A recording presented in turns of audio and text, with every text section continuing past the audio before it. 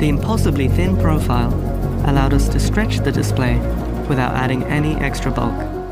অ্যাপলের iPhone 17 সিরিজের উন্মোচন অনুষ্ঠান অড্রপ। সবার নজর 5.6 মিলিমিটার থিকনেসের আইফোন এয়ারের ওপর। আইফোনের ইতিহাসে সবচেয়ে আপডেটেড ফোন হিসেবে এই ফোনের পরিচয় করিয়ে দিচ্ছেন এক ডিজাইনার, যার পরিচয় সামনে আসতেই সাড়া পড়ে গেছে আন্তর্জাতিক গণমাধ্যমে। It's a paradox you have to hold to believe, এই লাইনটি উচ্চারণ করেছেন আবিদুর চৌধুরী নামে বাংলাদেশি বংশোদ্ভূত এক ব্রিটিশ নাগরিক। ধারণা করা হচ্ছে সবচেয়ে পাতলা এই নতুন আইফোনের ডিজাইনের সঙ্গে জড়িত ছিলেন আবিদুর, যদিও অ্যাপলের ওয়েবসাইটে কোনো ডিভাইসের ডিজাইনারের নামই উল্লেখ করা হয়নি। আবিদুরের জন্ম ও বেড়ে ওঠা যুক্তরাজ্যের লন্ডনে। প্রোডাক্ট ডিজাইন ও টেকনোলজি বিষয়ে ব্যাচেলর ডিগ্রি অর্জন করেছেন লব্র ইউনিভার্সিটি থেকে।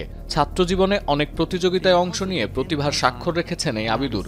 2019 সালে অ্যাপলে যোগ দেন ইন্ডাস্ট্রিয়াল ডিজাইনার পদে। তবে নিশ্চিতভাবে বলা যাচ্ছে না আইফোন এয়ার ডিজাইনের সঙ্গে আবিদুরের সম্পৃক্ততা কতখানি।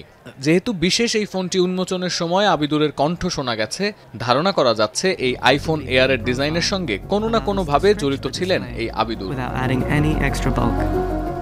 সতীর্থ কর্মকার, এখন বিশ্ব।